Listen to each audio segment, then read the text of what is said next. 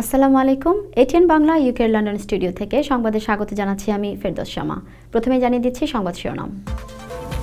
বেতন বাড়ানোর সুপারিশ করল বাংলাদেশের পে কমিশন, সীমান্তে হত্যা বন্ধের আশাবাদ বিজিবি মহাপরিচালকের।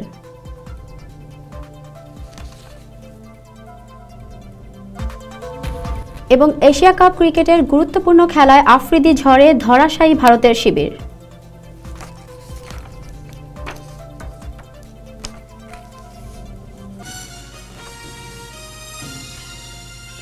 এবার জানিয়ে দিচ্ছি বিস্তারিত। অবৈধ পথে অর্থ গ্রহণ ছাড়াই সরকারি কর্মকর্তা কর্মচারীরা যাতে সচ্ছলভাবে জীবনযাপন করতে পারে সেটি নিশ্চিত করতে বেতন বাড়ানোর সুপারিশ করতে যাচ্ছে পে অ্যান্ড সার্ভিস কমিশন। যদিও নতুন বেতন কাঠামোর চূড়ান্ত সুপারিশ আসতে বছরখানেক সময় লাগতে পারে বলে মনে করছেন কমিশনের চেয়ারম্যান মোহাম্মদ ফরাজ উদ্দিন। দেখুন সানাউল হকের রিপোর্টে। সরকারি কর্মকর্তা কর্মচারীদের বেতন ভাতা বাড়াতে নতুন গঠন করা বেতন ও চাকরি কমিশনের প্রথম বৈঠকে আগামী কয়েক মাসে কমিশন কি করবে তার একটি চূড়ান্ত রূপরেখা তৈরি করা হয়। কমিশন চেয়ারম্যান জানিয়েছেন, সরকারি চাকরিজীবীরাও দেশের অর্থনৈতিক উন্নয়নের অংশীদার, তাই তাদের ব্যক্তিজীবনে উন্নয়নের সুফল নিয়ে আসতে হবে। তবে বেতন বাড়ানোর ক্ষেত্রে সরকারের আর্থিক সঙ্গতি, অন্যান্য দেশের দৃষ্টান্ত এবং মূল্যস্ফীতি ও পরিবারের সদস্য সংখ্যা বিবেচনা করা হবে। কাজেই যদি মূল্যস্ফীতি হয় তাহলে তাদের বেতন বৃদ্ধি না করলে তারা তো একই জিনিস কিনতে পারবে না। যদি একজন সরকারি কর্মকর্তা কর্মচারীর পরিবারের সদস্য সংখ্যা বৃদ্ধি পায় তাহলেও কিন্তু বেতনে যে বাড়া দরকার। বেতন ভাতা যদি বৃদ্ধি করা যায়, বেতনাদি যদি বৃদ্ধি করা যায় তাহলে সরকারি কর্মকর্তা কর্মচারীদের উৎপাদনশীলতা, দক্ষতা বৃদ্ধি পাবে, স্বচ্ছতা বৃদ্ধি পাবে এবং তাতে যে কিছু কিছু সরকারি কর্মকর্তা কর্মচারী হয়তো অসৎ পথে যেতে হয়, সেখান থেকে তাদের হয়তো যাওয়া বিরত রাখা যায়। কমিশন চেয়ারম্যান জানান, একটি প্রশ্নমালা তৈরি করে পরামর্শ সংগ্রহ করবেন তারা।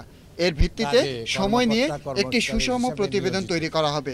এর জন্য অন্তত বছরখানেক সময় লেগে যেতে পারে বলে মনে করেন ডক্টর মোহাম্মদ ফরাজ উদ্দিন। আমাদের সবচেয়ে বড় উদ্দেশ্য হলো যারা সরকারি কর্মকর্তা কর্মচারী তারা যেন মনে প্রাণে নিবেদিত প্রাণ হয়ে দক্ষভাবে সৎভাবে কাজ করতে পারেন, দেশের সমৃদ্ধির জোয়ারে যেন আরও জোরদার হাওয়া লাগাতে পারেন, সেটাই আমাদের লক্ষ্য। তিনি জানান, এই কমিশন অস্থায়ী ভিত্তিতে করা হলেও সরকার একটি স্থায়ী কমিশন করছে এবং ভবিষ্যতে স্থায়ী কমিশনই বেতন নির্ধারণের কাজ করবে। সানাউল হক, এটিএন বাংলা, ঢাকা। সীমান্তে হত্যা শূন্যের কোটায় নামিয়ে আনার চেষ্টা চলছে বলে জানিয়েছেন বর্ডার গার্ড বাংলাদেশ বিজিবির মহাপরিচালক মেজর জেনারেল আজিজ আহমেদ। রবিবার বিজিবি সদর দপ্তরে আয়োজিত সংবাদ সম্মেলনে একথা জানান তিনি। সীমান্ত হত্যা পুরোপুরি বন্ধ করতে সীমান্ত এলাকায় বসবাসকারী বাংলাদেশিদের সচেতনতা বাড়ানোর উপরও জোর দেন তিনি। দেখুন জিয়ান তাসলিমের রিপোর্টে। বিজিবি সদর দফতরে সংবাদ সম্মেলনে মহাপরিচালক বলেন, চোরাই পথে গরু, অস্ত্র ও জাল টাকা আনা নেওয়ার সময় সীমান্তে বাংলাদেশি নাগরিক হত্যার ঘটনা সবচেয়ে বেশি ঘটে। নানা সীমাবদ্ধতার কথা উল্লেখ করে তিনি বলেন, ৪,৫০০ কিলোমিটার দীর্ঘ এই সীমান্ত সার্বক্ষণিক নজরদারি করা অনেক ক্ষেত্রেই সম্ভব না হওয়ায় সে সুযোগ নেয় চোরাকারবারীরা। সংবাদ সম্মেলনে গত কয়েক বছরের বিজিবির কর্মকাণ্ডের তুলনামূলক চিত্র তুলে ধরে মেজর জেনারেল আজিজ আহমেদ বলেন, ২০০১ থেকে ২০০৬ সাল পর্যন্ত সীমান্তে বাংলাদেশি নাগরিক নিহত হয় ৪০৮ জন। ২০০৭ থেকে ২০০৮ সালে যা ছিল ১৬৩ এবং ২০০৯ থেকে ২০১৩ সালে এ সংখ্যা দাঁড়িয়েছে ২২৮-এ। পরিসংখ্যানে দেখা যায় সীমান্তে পর্যায়ক্রমে হতাহতের ঘটনা কমছে, তবে এ অবস্থা শূন্যের কোটায় আনার পক্ষে মহাপরিচালক। মূলত হলো গরু, আর্মস, অনেক সময় ফেক কারেন্সি, এইগুলার সাথে কিন্তু হলো এই হত্যা ঘটনাগুলো কিন্তু ইনভলভ থাকে। আমি আমার লোকজনকে হলো মোটিভেট করবো যে তুমি কারণে হলো হত্যার উদ্দেশ্যে কাউকে গুলি করবে না, এবং আমি একই জিনিস এক্সপেক্ট করব যে আমার কাউন্টার পার্ট যারা আছে তাদেরকে যখনই আমরা মিলি যে please motivate your man also, যাতে তারা মানুষকে হত্যা করার জন্য গুলি না করে।